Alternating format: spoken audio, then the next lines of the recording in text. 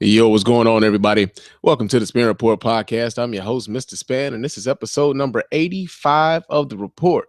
Yeah, man, it's been a minute. It's been a couple weeks. It's been 2 weeks and one day, actually, since the last time I put out a show, man.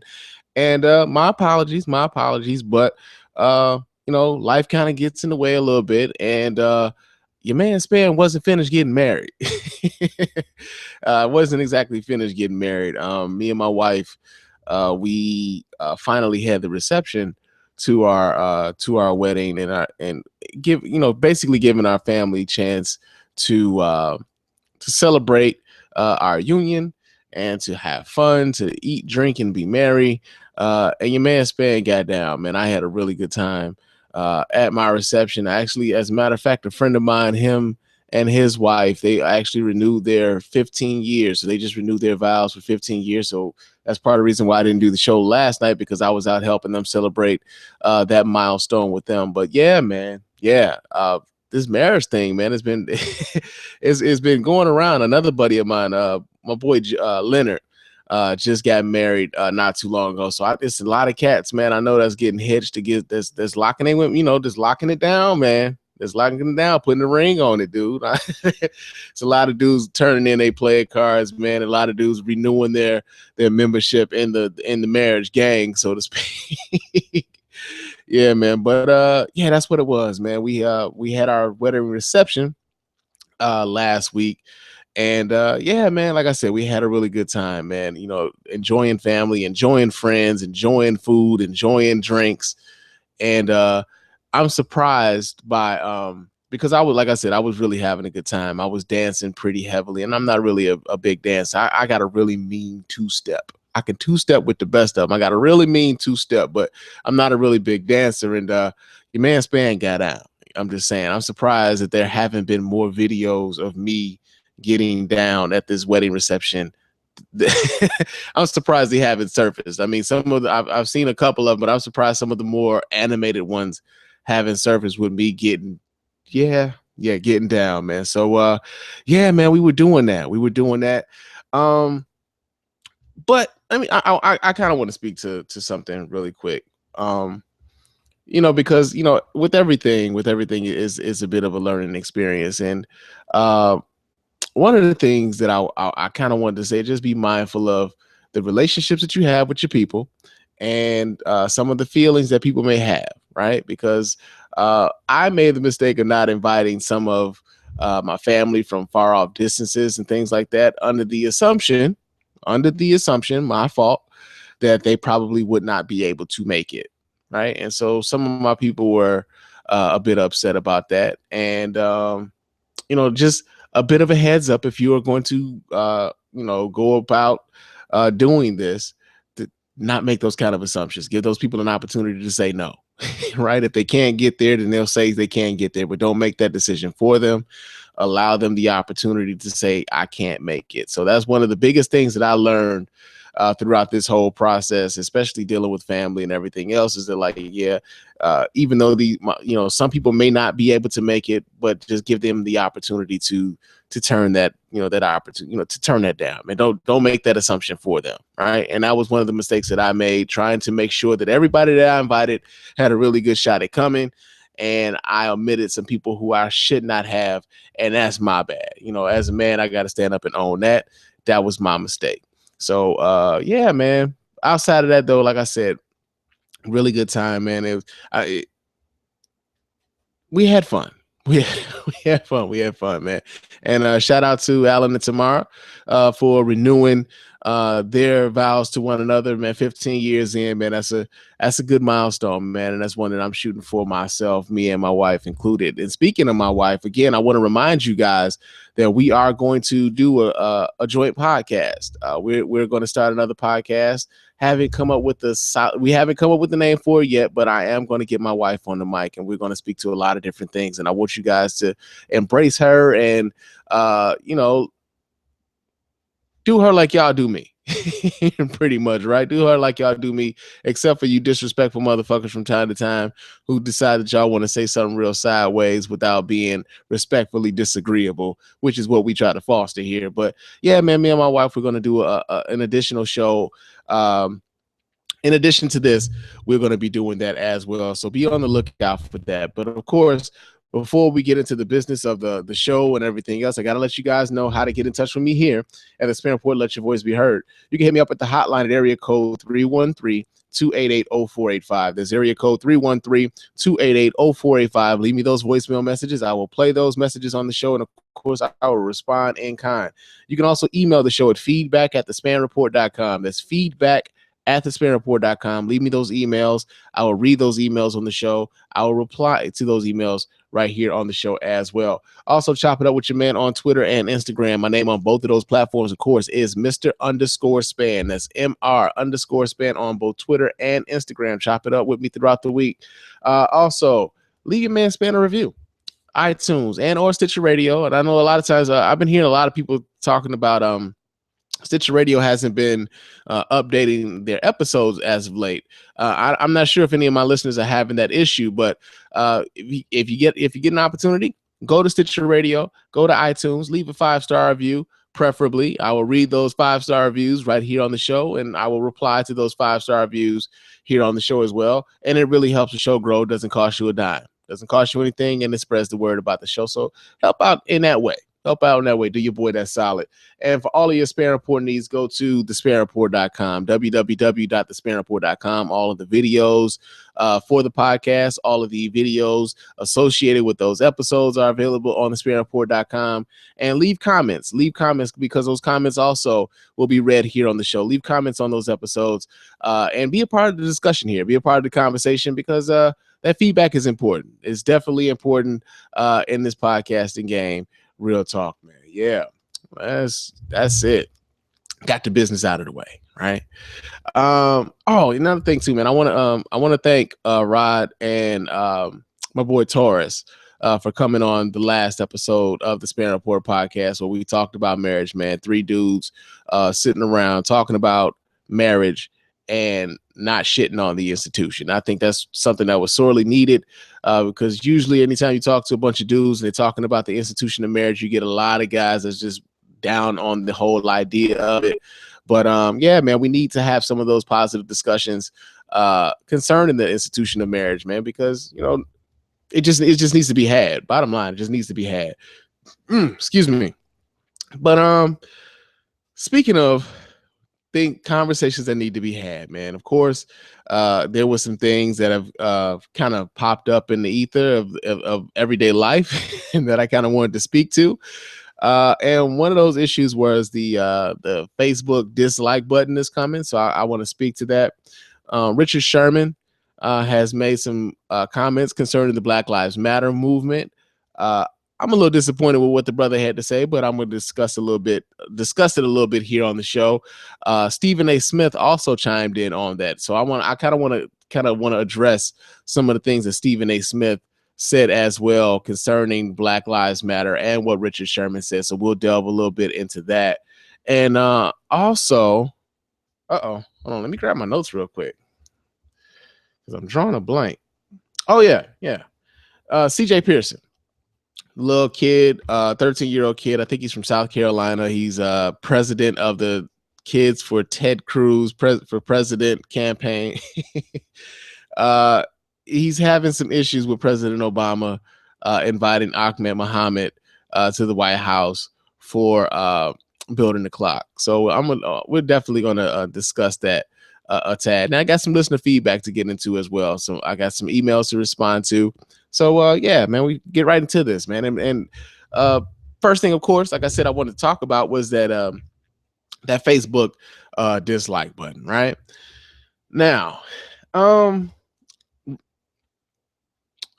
Zuckerberg made an announcement of I want to say almost a week ago that Facebook was planning to deploy a dislike button for Facebook, right? Now, for those of us who have been using platforms like YouTube, a dislike button is not new to us, right? Because like you will post a video. Now you can choose whether or not you want your video to be rated or not, right? But a lot of times those ratings kind of help that video grow, so people allow the videos to be rated.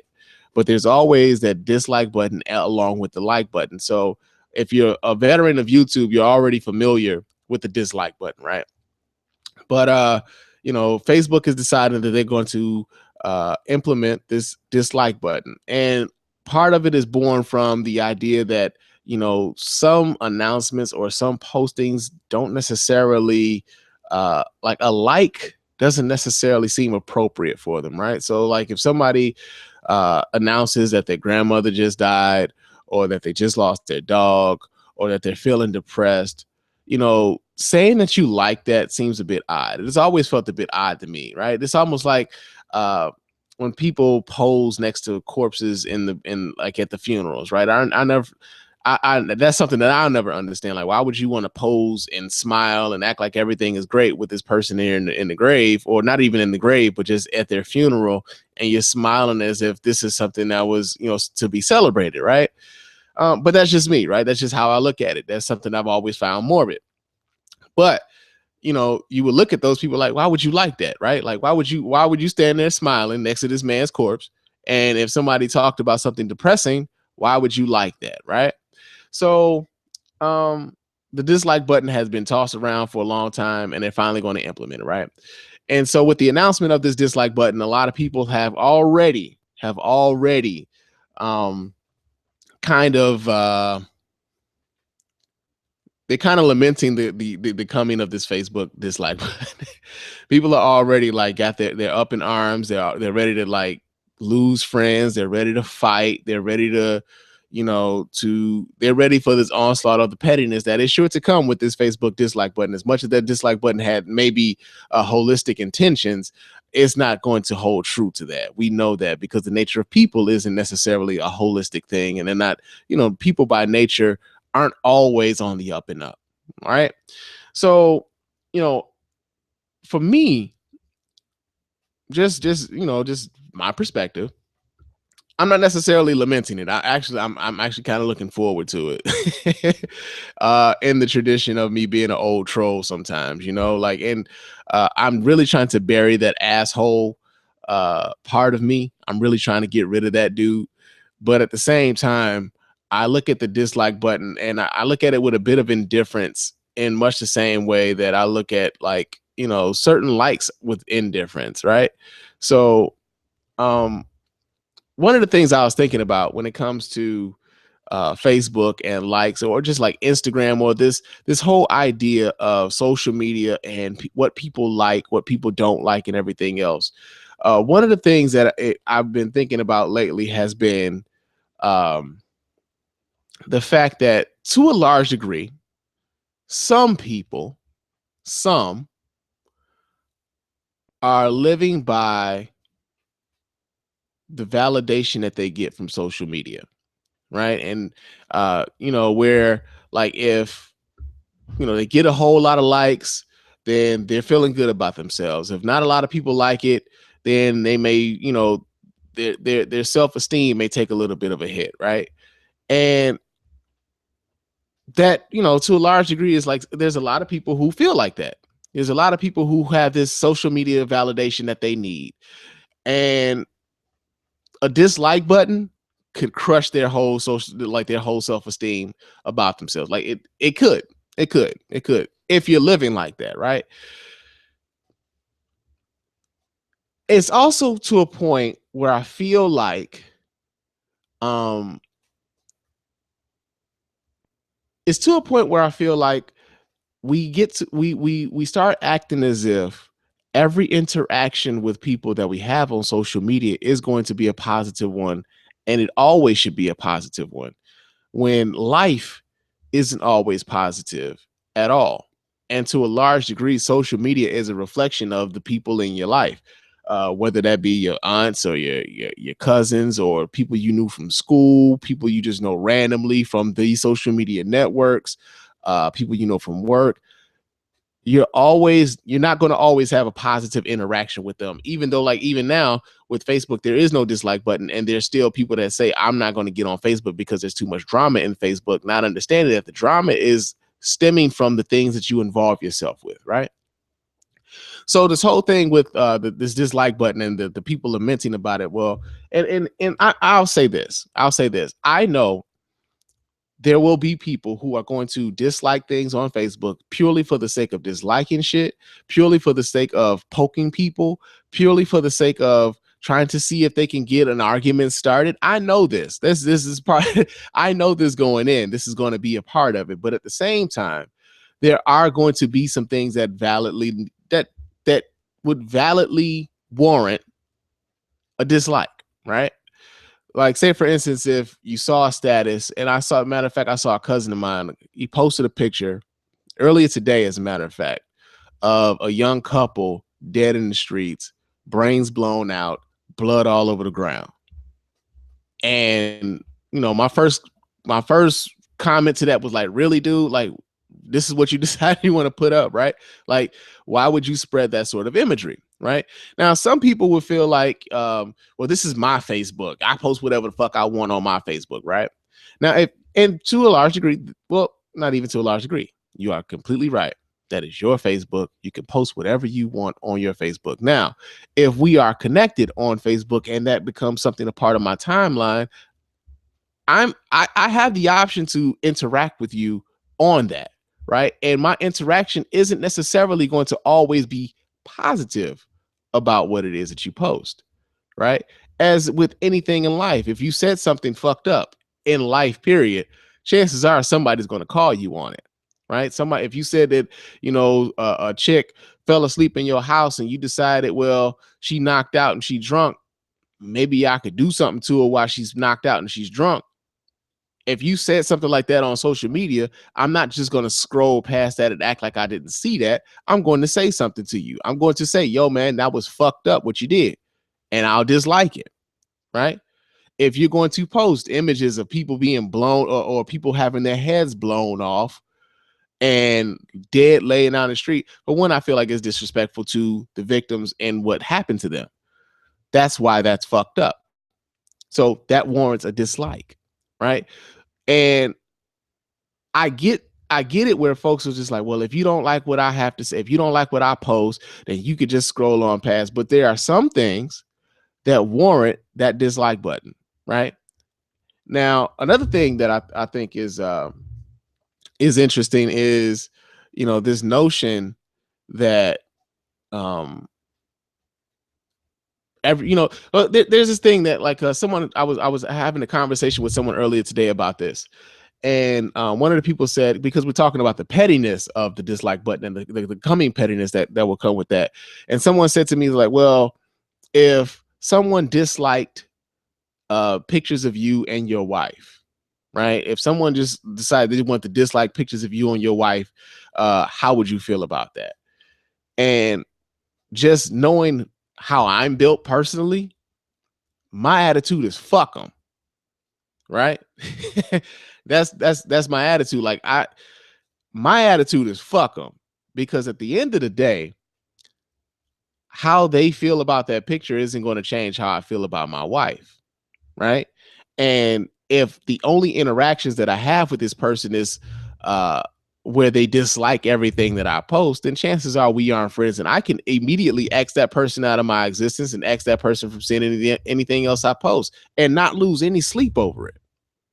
I won't lose any sleep. I'll sleep pretty damn good. Because if I didn't value their opinion beforehand, chances are I probably won't be valuing their opinion when this dislike button comes either, right? And I'm not going to start giving these people the power to feel like they could exercise a level of distress for me because they decided that they want to dislike something that I posted, right? And that works both ways, right? Even with me saying that, okay, dude, you talked about raping this chick while she was knocked out, that was fucked up. That same person could say, well, I don't really want, this is just my opinion, and I'm gonna post whatever the fuck I want to post, and fuck you, right? They have that exact same right, the same way that I have that right too. But at the same time, there are going to be some things that warrant a dislike, right? And I get it where folks are just like, well, if you don't like what I have to say, if you don't like what I post, then fuck you, right? They have that exact same right, the same way that I have that right too. But at the same time, there are going to be some things that warrant a dislike. And I get it where folks are just like, well, if you don't like what I have to say, if you don't like what I post, then fuck you, right? right?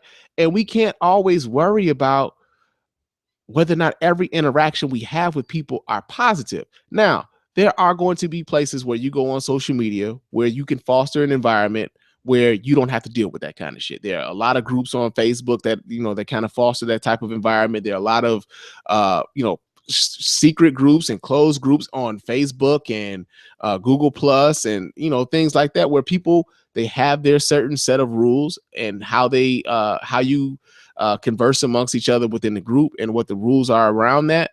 But outside of that, you can't expect everybody to have a positive interaction with you. You just can't. It's not realistic, and it's not logical, because there are going to be times where folks just simply aren't going to agree with the things that you say and the things that you do. Nobody is going to agree with you all the time.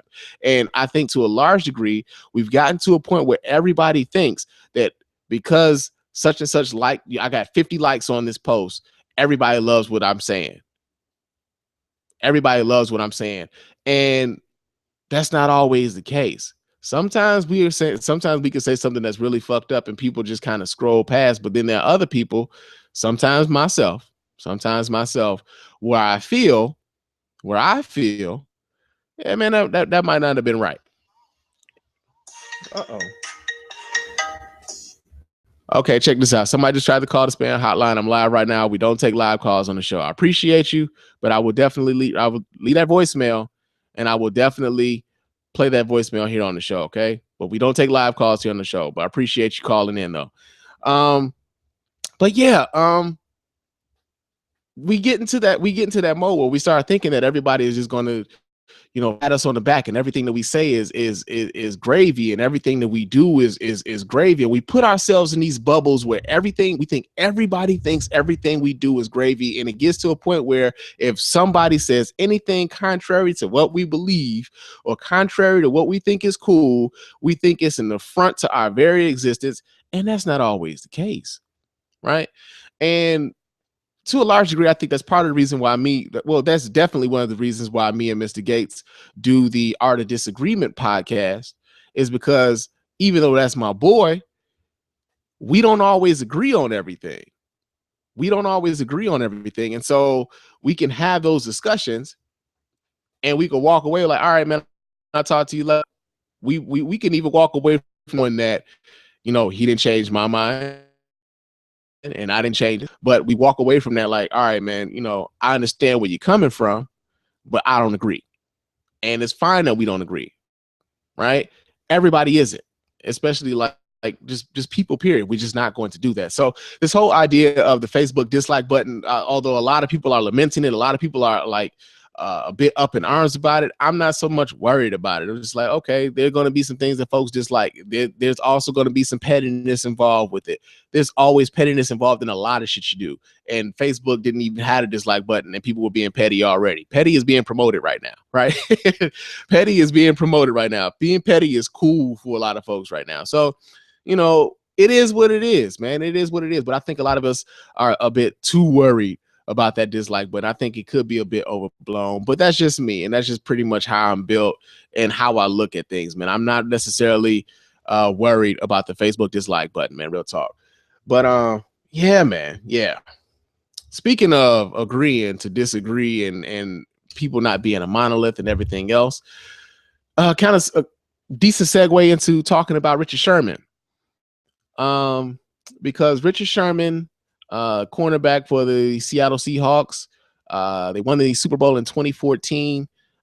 He really got a lot of notoriety last year when he made the deflection in the end zone against the San Francisco 49ers, and he was pumped up, and he did the post-game interview where he talked about, don't ever talk about me, and he's the best cornerback in the game. And, Richard Crabtree, I said Richard Crabtree, Crabtree, whichever his first name is.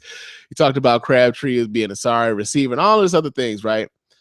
And he got a lot of notoriety after that. A lot of people started universally recognizing him as one of the best cornerbacks in the NFL, right? And so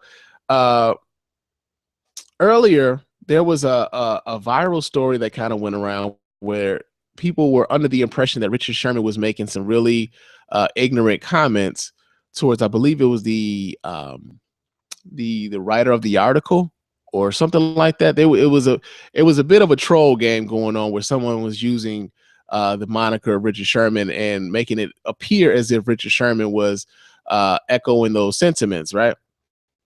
And so in a press conference earlier this week, Richard Sherman went he addressed not only that issue, but he addressed the Black Lives Matter movement and what his thoughts were on it. And so here's the audio from that. I think the issue at hand needs to be addressed internally and before we move on, because from personal experience, you know, you have living in the hood, living in the inner city, you deal with things, you know, you deal with people dying, dealt with a best friend getting killed. And it was two 35-year-old black men, you know, and wasn't no police officer involved, wasn't anybody else involved. And I didn't hear anybody shouting Black Lives Matter then. And I think that's the point we need to get to, is that we need to deal with our own internal issues before we move forward and start pointing fingers and start attacking other people. We need to solidify ourselves as a people and deal with our issues, because I think as long as we have black on black crime and black, you know, one black man killing another, you know, if Black Lives Matter, then they should matter all the time.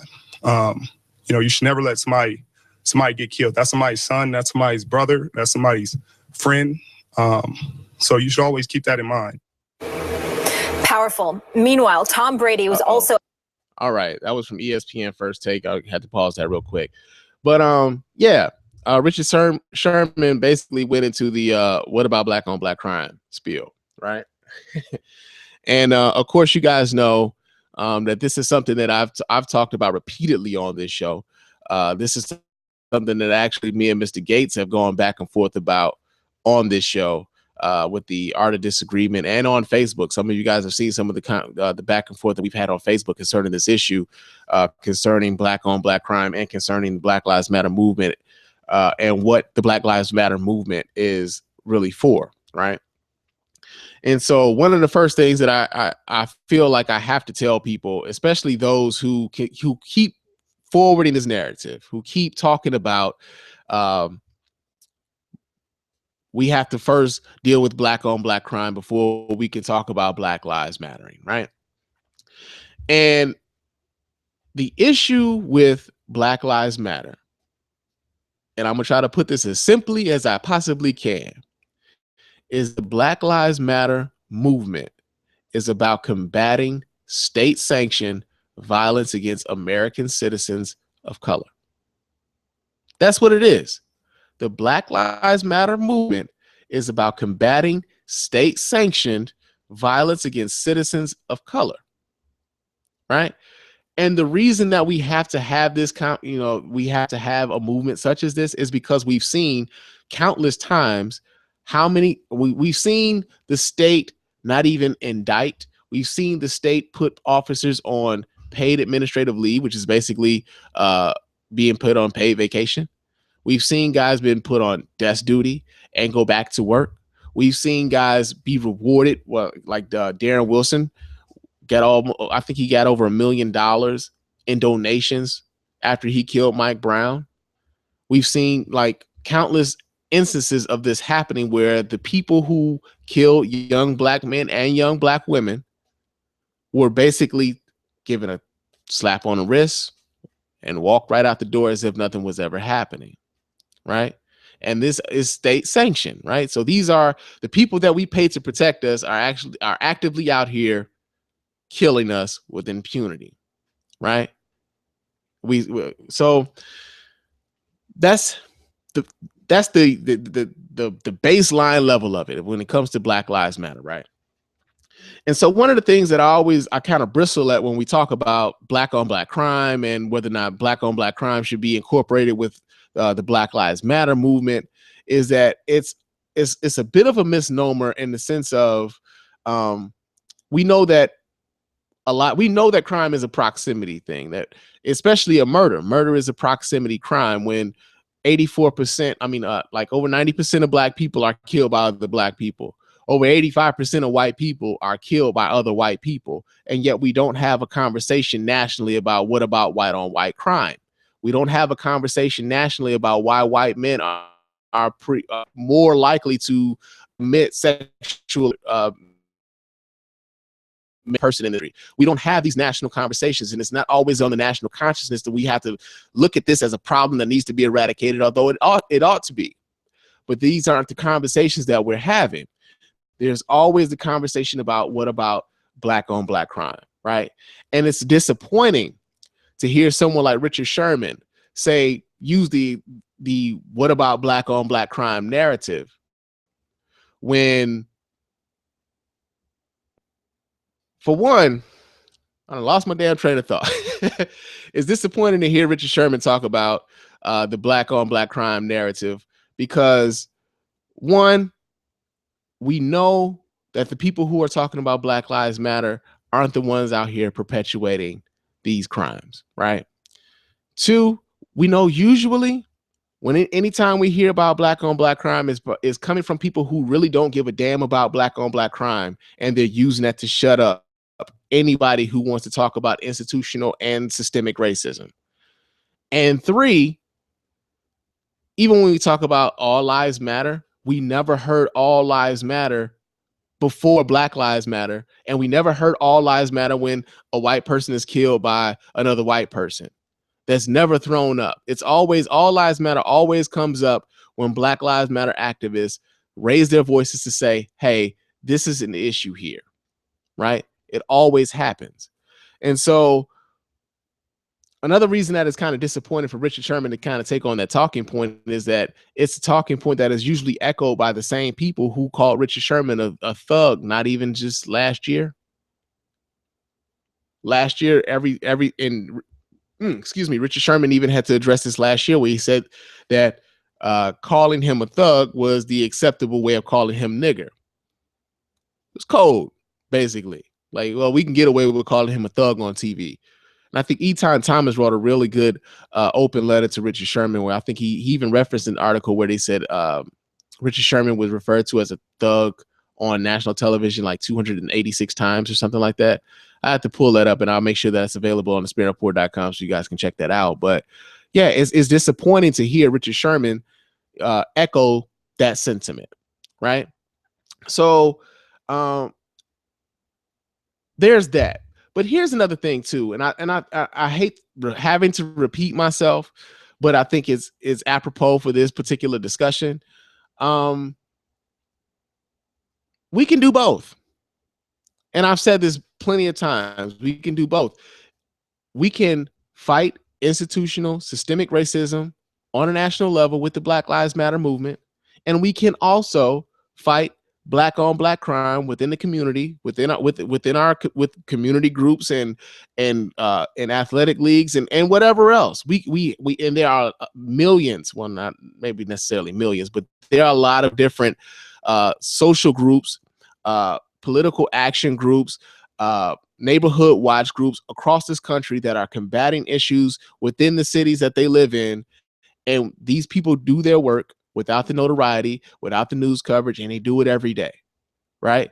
So it's not as if people aren't actively taking up the fight on black crime. It is not as if people aren't necessarily actively taking up the fight against white on white crime. But the conversation always stems from black on black crime when we're having the discussion about institutional and systemic racism. It always comes up as if, okay, y'all do that and then y'all shut the fuck up. It's a way to shut people up.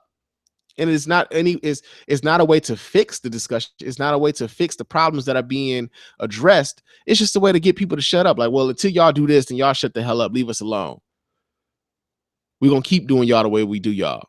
Right. And I think a large degree of people just simply don't necessarily understand that we can do both. Right. And one of the conversations that I had with Gates, man, was like we were talking and I said to him, I said, well, the thing is, we can actively do both of these things. And one of the problems that I think comes up when folks talk about the black on black crime thing is that you do that. And at the same time, you disparage the movement to your benefit because they don't necessarily employ the tactics that you would like for them to employ, or they're not focused on what you would like for them to focus on. And you think back to the civil rights movement of the 60s, you think back to either Booker T. Washington and W.E.B. Du Bois, you think about SNCC, you think about the Black Panther Party, you think about Malcolm X, you think about Martin Luther King. When it comes to Black liberation, there's never been just one voice. There's never just been one. There's always been sort of a dichotomy within the community as to how we were supposed to go about the advancement of the people. There's never just been this one voice who spoke for everybody, and everybody was behind him 100%. Even Dr. Martin Luther King had his detractors at the time. Even Malcolm X had his detractors at the time. We romanticize a lot of what they did now, but everybody wasn't all the way on board with either of them back in the day. No one was 100% behind Booker T. Washington and W.E.B. Du Bois back in the day. It just wasn't. It never has been. And I think to a large degree, we get into that whole mode of thinking that, well, you know, they did this and they did this, not recognizing that there was an active debate going on even then. So the debate continues on now as to how we go about advancing the movement and advancing equal opportunities for Black people in this country. We still have that. And it's in the form of the discussion with Black on Black crime and Black Lives Matter. But we can do both. And we can advance both. We don't have to choose. That's a false ultimatum. We don't have to choose between the two. I can be against Black on Black crime as well as being against police brutality at the same time. I could do that. I can be mad at both. You know, it's almost like when people present you with this choice, it's like, man, picture me going to a breast cancer rally, like going to see Susan G. Komen, Race for the Cures. Picture me going there and talk about, why ain't y'all talking about prostate cancer? Prostate cancer and testicular cancer are just as important. Yeah, we understand that. And we're not doing it. They would understand that, of course, that's an issue. And you can focus on that. But what we're focusing on now is breast cancer and breast cancer research. I would look foolish going up into a breast cancer rally doing that. To a large degree, a lot of people look foolish talking about, well, you know, when we talk about police brutality and Black Lives Matter, and then you say, well, what about Black on Black crime? It's the same principle. The same principle applies there.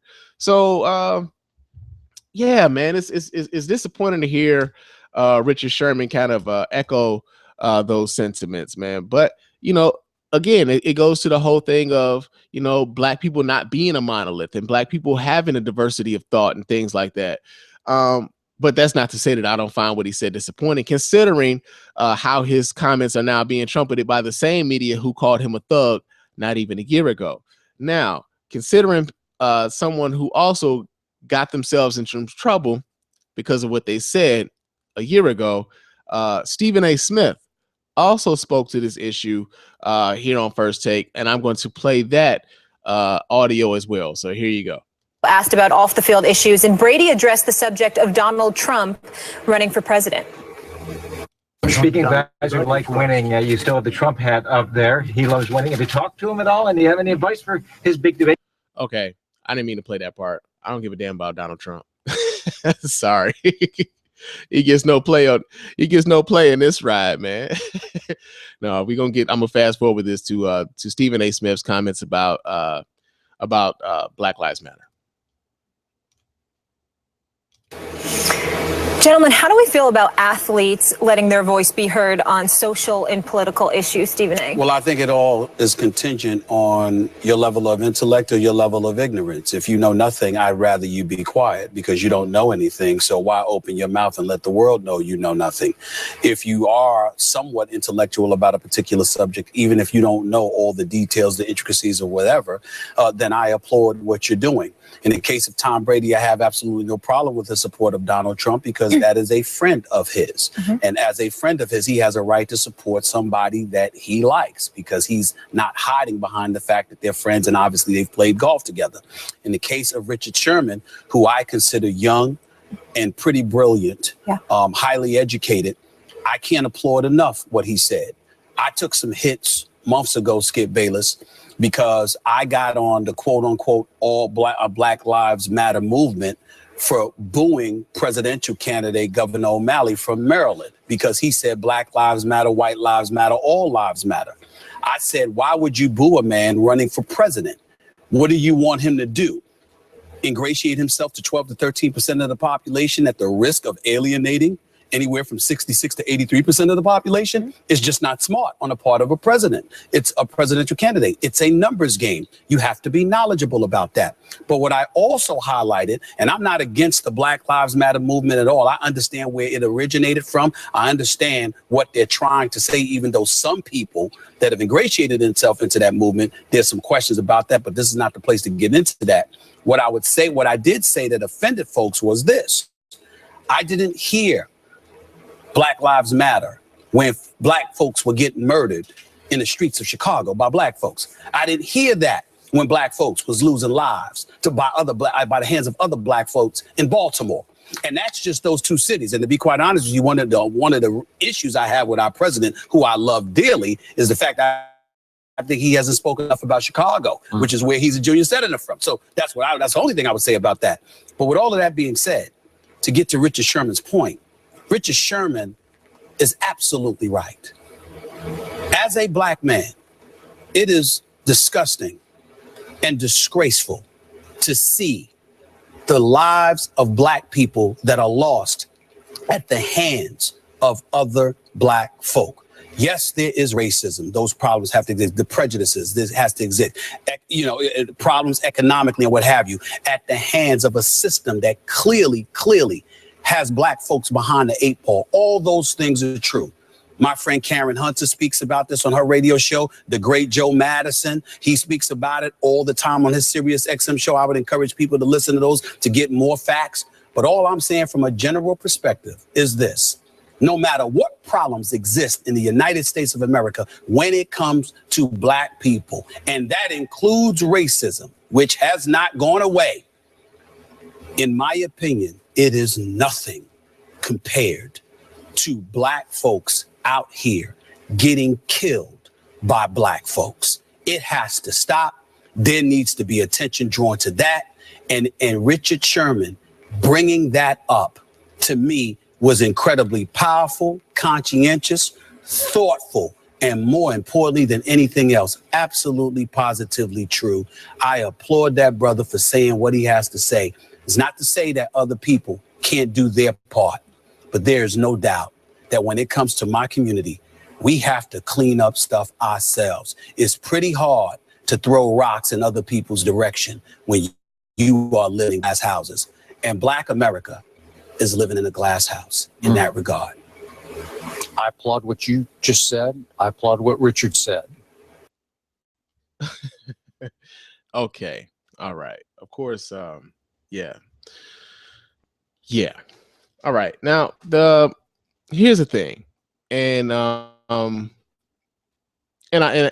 already alluded to this a bit before. Stephen A. Smith referenced the fact that there's black on black crime and that we need attention being brought to this, right? And I'm trying to figure out what world Stephen A. Smith is living in, where black on black crime isn't always being talked about. We see it on the news every day. Anytime that Black Lives Matter is brought up, we talk. Black on black crime is perpetuated. That narrative is perpetuated to us. If you watch Fox News for any length of time, you're going to hear about how the crime epidemic in Chicago, despite the fact that as bad as things in Chicago are, and we spoke about this again on the Art of Disagreement, me and Mr. Gates, where over the last 15, 20 years that the crime numbers or the murder numbers in Chicago have been down damn near 50%. But that narrative isn't what is being promoted in the news, although Chicago is always being used as an example of rampant black on black crime. But one of the things I found interesting was the fact that Stephen A. Smith thought that it was important for us to bring attention to black on black crime, regardless of the racism and the systemic issues that are going on.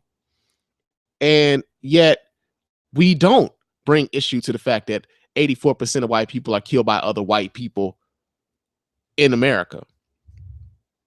We don't have that national conversation. We don't bring attention to that on the daily. We aren't bombarded with that on the news all the time. We're not, right? And I don't want to say it doesn't happen, but I don't think that the systemic and the prejudicial issues that Black folks have been facing in this country are being dealt with to the same extent that they are in the white community. I just don't believe that. You can show me, if you can write me, you could write the show and show me where I could be wrong. But I don't think that white people are dealing with the racial issue and the systemic issues and the discriminatory issues that Black folks have been dealing with in this country. They just haven't, right? And yet, and still, 84% of white murder victims are killed by other white people, right? So I'm not going to say that I'm disappointed in Stephen A. Smith, because this is the first time that Stephen A. Smith has said something that was very problematic, right? He's done this before, right? We remember last year when Stephen A. Smith got on First Take and he talked about women provoking domestic violence against them. When we were talking about Janae Rice and Ray Rice and that whole incident that happened in the elevator and that whole scandal in the NFL, what they knew, when they knew it, and everything else. And he talked about women sometimes provoking the violence against them, right? And it was somewhat sort of a blame the victim sort of argument that Stephen A. Smith was making, right? And Stephen A. Smith got in trouble for saying that. Stephen A. Smith had to issue an apology for saying that. Listen to what Stephen A. Smith was saying last year after ESPN tapped him on his ass to say that was some shit that you probably shouldn't have said. Good morning. On speaking of domestic violence, I made what can only amount to the most egregious error of my career.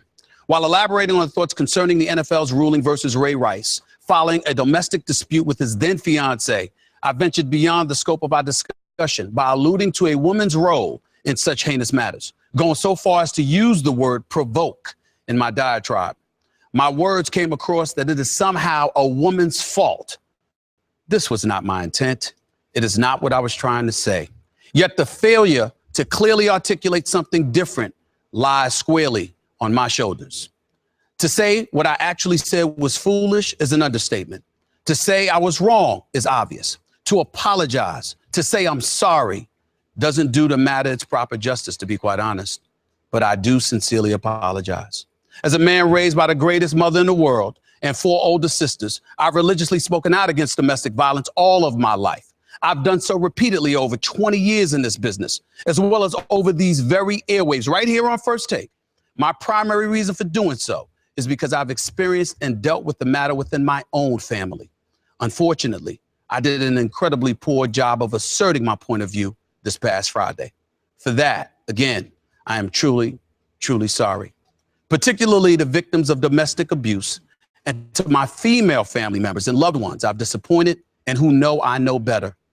You all deserved a better professional and, quite frankly, a better man last Friday sitting on this very set in this very chair. My heartfelt apologies to each and every single one of you. Stephen A. All right. Now, that apology came after he was subsequently suspended for his remarks about domestic violence and their women and their role in domestic violence and whether or not they provoked the violence against them, right? And it was very much a blame the victim sort of narrative that Stephen A. Smith was, that Stephen A. Smith was promoting. You know, like you got that because of, you know, the way that you were acting. You got that because of the way that you spoke to that man or the way that you addressed that man or whatever else. It came across like he was blaming the women in that situation, right? And he got tapped for it. He lost some money for it. He lost some airtime for it. He got tapped for it. Came back real contrite, right? It's interesting how Stephen A. Smith will then get on the airways and talk about black people living in glass houses because of black on black crime when they're speaking about the issue of state sanctioned violence against the people whom they're supposed to be protecting. how comfortable he feels kind of sticking it to black folks on national TV. And I think this is part of the reason why I won't do this, but this is part of the reason why a lot of folks look at Stephen A. Smith as a bit of a Uncle Tom, so to speak, right? Because he feels so comfortable leveling criticism against black folks and being real forceful about it, right? Because this isn't the first time that he's had issues with saying something controversial on this show, especially concerning black people. I remember there was another issue with Mike Vick. There was another issue with Adrian Peterson, and how he leveled the criticism against these guys and the community. But when it came time to talk about domestic violence, and I think Michelle Beadle, who is also one of his colleagues at ESPN, who really got that ball rolling when it came to her discuss with what he said, and all of a sudden Stephen A. Smith is contrite.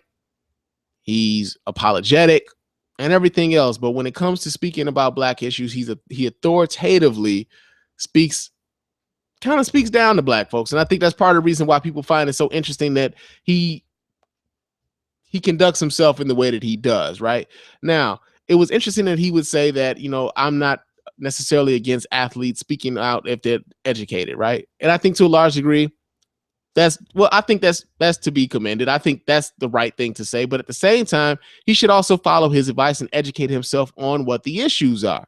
It's easy for folks to to just kind of spout things out, right? I mean, you listen to this podcast, people are probably listening to this shit like, when are you doing the same damn thing? Right? It's easy to do that.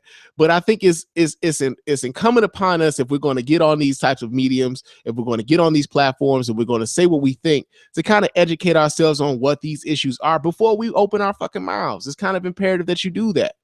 And I think that Stephen A. Smith isn't exactly educated on this issue. The same way that I think Richard Sherman isn't necessarily educated on this issue and misunderstanding what the Black Lives Matter movement is about.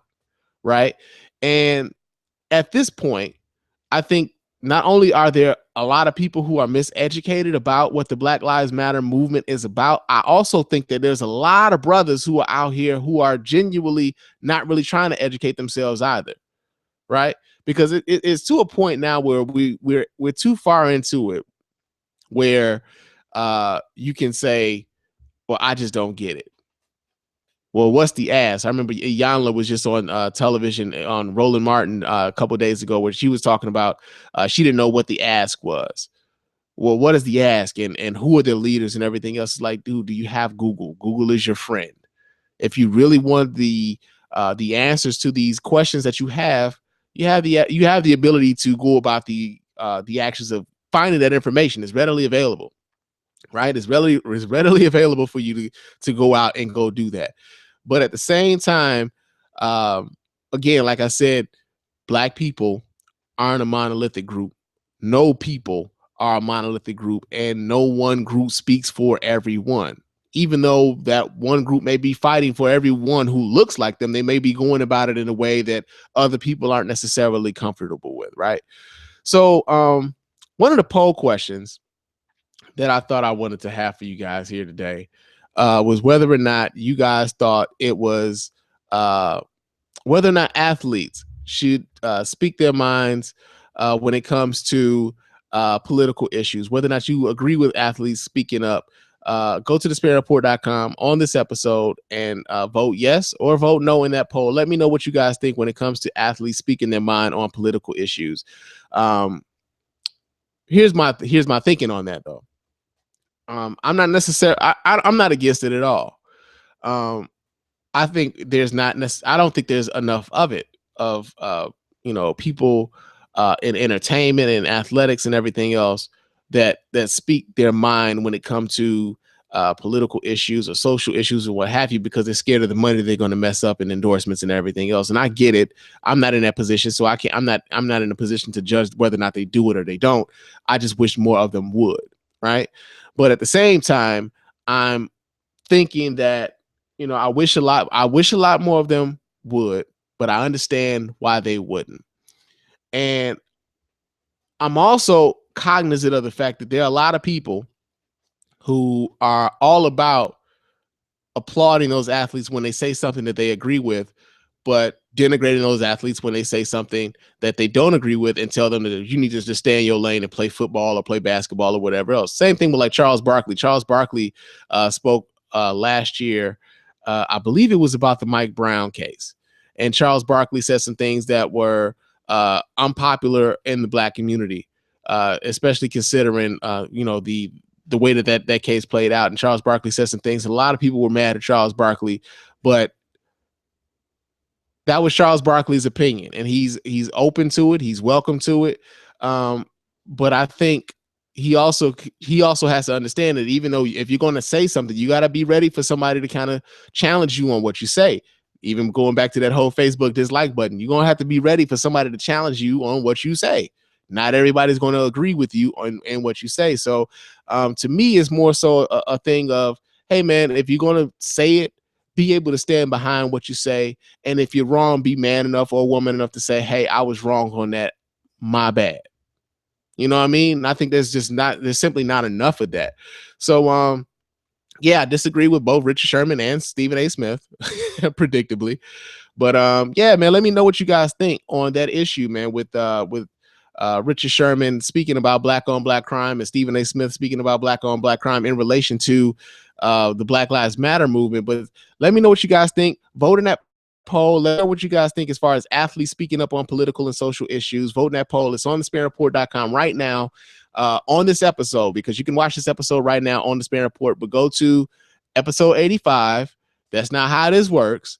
Click that link, vote in the poll. Let me know what you guys think on that. Yeah, man. Yeah. Let's see what else we got. What else we got? CJ Pearson. CJ Pearson is what we got next. And yeah, this kid, man, I remember it's funny because I remember when I was a kid, I was one of the few kids who actively watched the news all the time, right? I've kind of, like, even here in Detroit, like I grew up watching like Huel Perkins and Bill Bonds and Rich Fisher. Rich Fisher is no longer broadcasting anymore. Bill Bonds passed away a few years ago. But I used to watch the news heavy. I was like a news junkie, even as a kid, right? So to a large degree, I kind of feel like, he kind of reminds me a bit of me slightly, right? I don't necessarily, I don't agree with his political stance, but again, he's a kid. And he has parents. His parents may live a certain way. His parents may, they may have a certain political influence. And so I can get where a kid can feel like, he's really knowledgeable about what's going on in the world politically, right? And so the CJ Pearson kid, he made his video. It's kind of going viral. I'm looking at it right now. It's got over 1.6 million views on YouTube. And it's basically a rebuke of President Obama, because President Obama invited Ahmed Muhammad, who was the kid in Irving, Texas, who built a homemade clock and brought it to school to his engineering class, and was subsequently arrested for the clock, where they mistook it for a bomb, right? Supposedly mistook it for a bomb. And so Ahmed Muhammad has been he's been trending on Twitter. People are standing with Ahmed. President Obama has invited him to the White House. Microsoft sent them a whole gift bag of goodies. I mean, like Mark Zuckerberg has invited him to come to Facebook. People have reached out to this kid to let him know that a technical mind like that needs to be nurtured, and nurtured in the correct way, like nurtured in a way that advances technology and advances society and everything else, right? And of course, it goes into the xenophobia and the religious intolerance of some folks who automatically assume that because Ahmed Muhammad is Ahmed Muhammad and he made a clock, that it would be a bomb, right?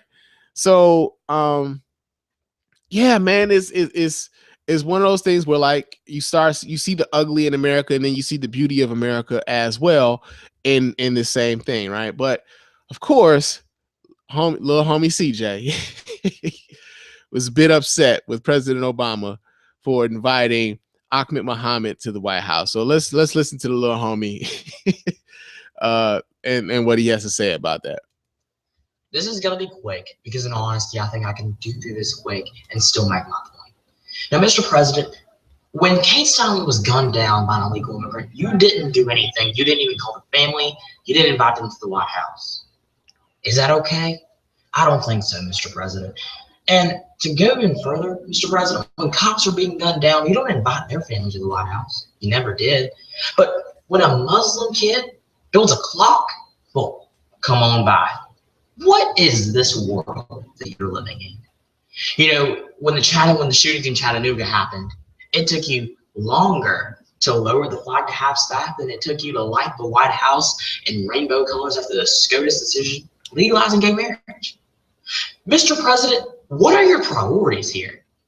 What are your priorities? Because in all honesty, I think you're being ignorant, I think you're incompetent, and I think you don't understand reality. The reality of the situation is that you get invited to the White House for building a clock. I'm sorry. I'm sorry. I hate to be harsh, but it's the blatant truth. He's a Muslim kid. He fits into your agenda, so you're going to go ahead and invite him? That's great for you. And Mr. President, these people were gunned down. Innocent. Kate Steinle was innocent. She didn't do one thing. This man was deported. He lived in a sanctuary city, so he was able to roam free. And that was all your fault, Mr. President. And to go even further in Chattanooga, it was because of you, Mr. President, that these brave men and women weren't able to carry their guns on the military base. Once again, your fault, Mr. President.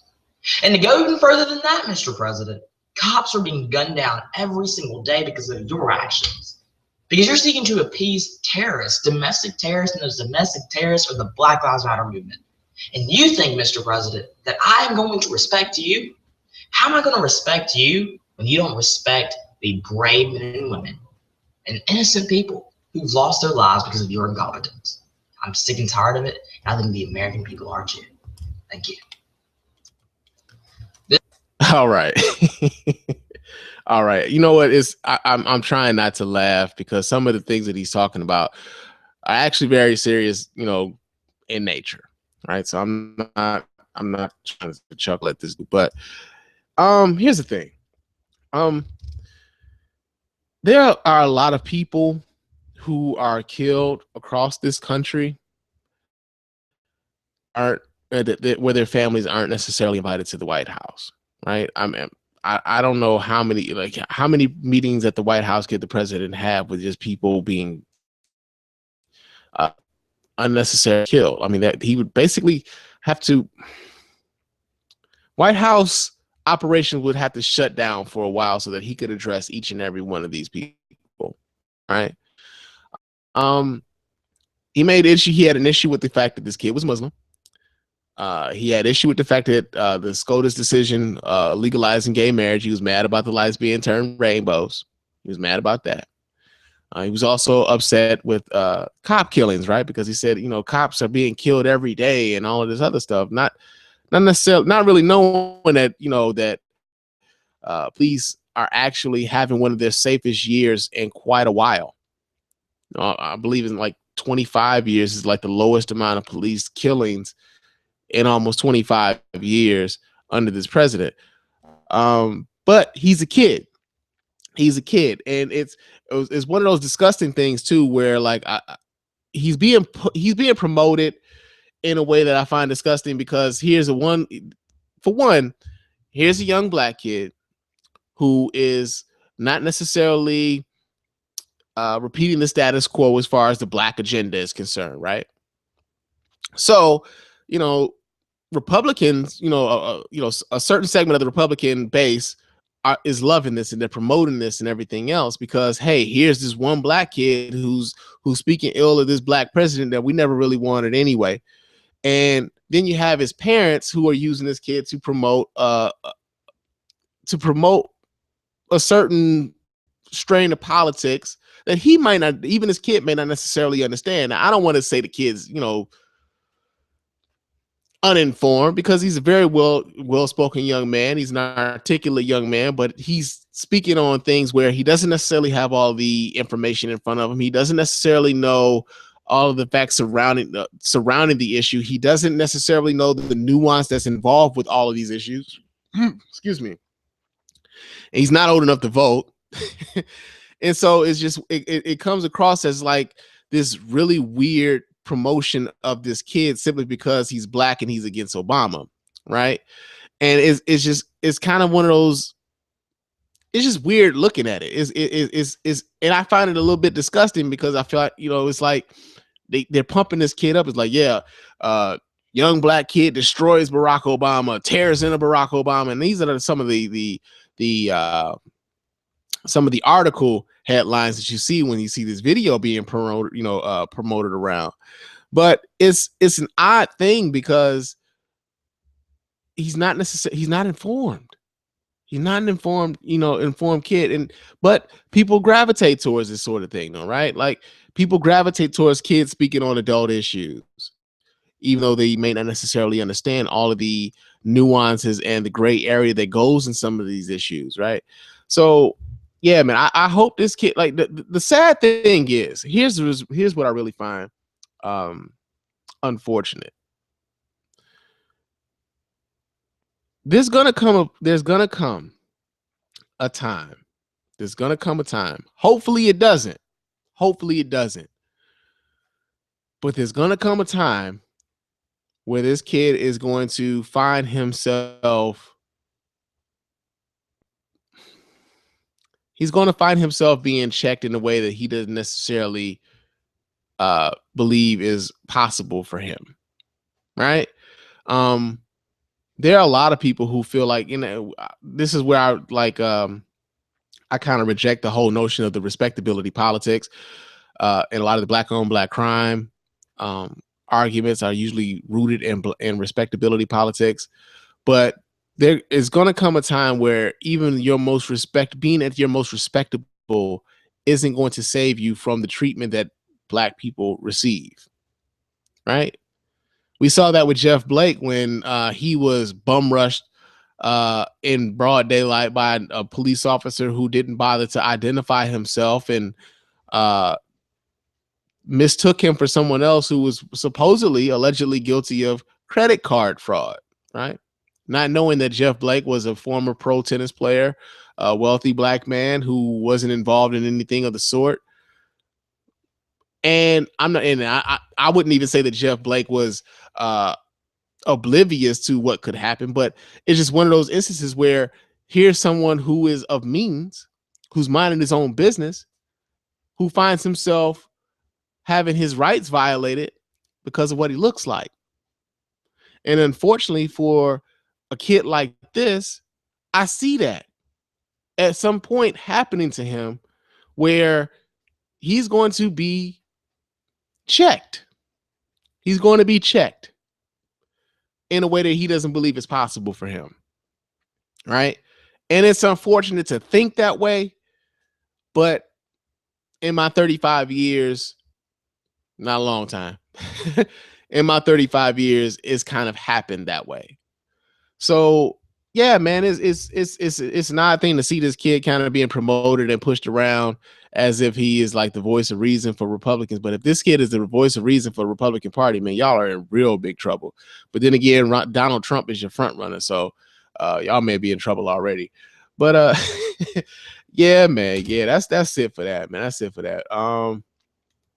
It is time for the listener feedback portion of the show, and I got some emails to read. And the first email that I got is from Leslie. And Leslie writes in to say, congratulations on your marriage. Glad to have you back. Well, thank you, Leslie. Thank you. Thank you. Much appreciated. And thank you for listening. Thank you. I've been saying thank you a lot, but thank you so much for your well wishes, Leslie. I appreciate it. And I hope to hear from you again, Sister Real Talk. I got another email from here's Leslie again. And Leslie, she's writing in to talk about this was about the art of disagreement that I had with Mr. Gates about the Black Lives Matter movement. And Leslie writes in to say that now I'm trying to find the Haterati podcast. Stitcher has his shows up to May 20 of 2012. Any ideas? Okay. try searching. Like, I know he had 2 different feeds. Look for the brown and yellow logo, I believe it is. If you're looking at the brown and yellow logo, you should get a more updated version of that podcast feed. The old one, I believe it was like black, red, and white. I don't believe that he's updating that feed anymore. But if you look for the brown, yellow, and white logo, I believe you should be able to find a more updated version of the Haterati radio show podcast on Stitcher. Yeah, and if by any means, just go ahead and hit up Mr. Gates on I believe it's the hater podcast at gmail.com. So go ahead, hit him up, and I'm pretty sure he could tell you how to go ahead and find the rest of those shows. But thank you for listening, Leslie, and I appreciate you. Hope to hear from you again, sister. Real talk. And the other email that I got is from Lavelle, and Lavelle writes in to say, congrats on the nuptials. Appreciate you, brother. And great debate. Gates went off the rails with Jews don't go to jail. Yeah, he kind of did. He also should have he also should give the Black Lives Matter movement a little slack. It is a new movement, and it will take some time to get it together. The NAACP has the power and organization skills to do it, but why are they sitting this out, and what do they do anymore? Well, I'm not a member of the NAACP, so I really couldn't tell you. And that's one of those things again, too, though, where we talk about educating ourselves on what's going on in the community and who's doing what.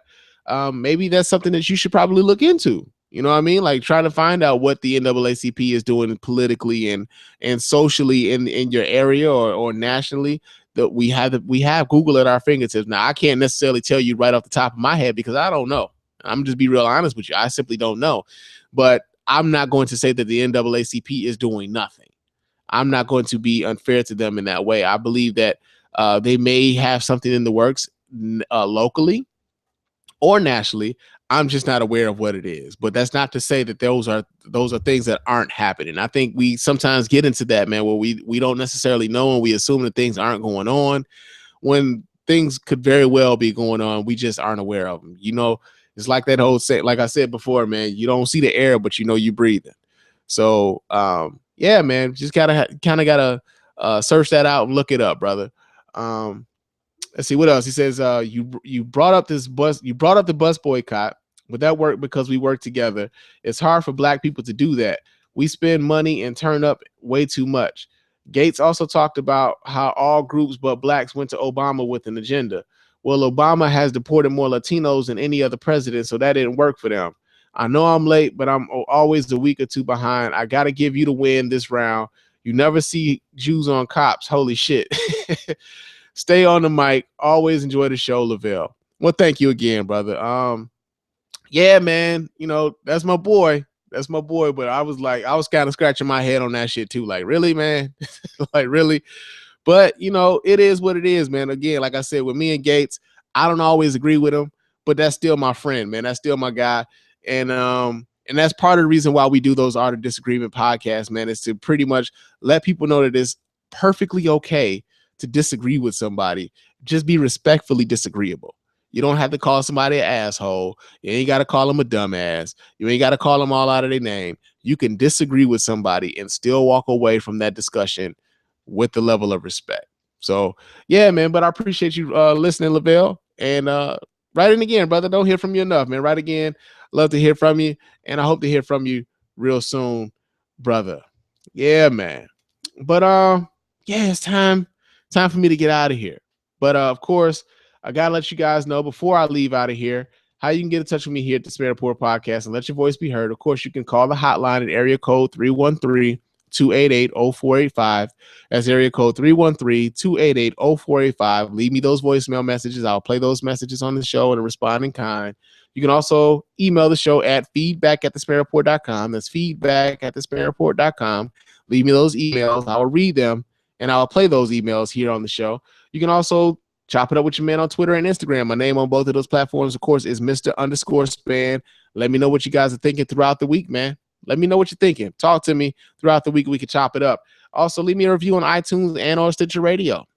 5-star reviews, preferably. I will read those 5-star reviews here on the show, and I will respond to those. And thank you here on the show as well. And for all of your Spann Report needs, go to thespannreport.com, www.thespannreport.com, vote in the polls, vote in the polls, but also check out all the videos that are associated with these podcasts. Let me know what you're thinking. Leave some comments on those episodes as well. Let me know what you're thinking. I love your feedback. And it's part of the reason why we do this, right? It's part of the reason why we do this. But yeah, man, I got to get out of here. It's getting late. But your man got to go to work tomorrow. Yeah, man. So that'll be it, man. But until next time, fam. Peace.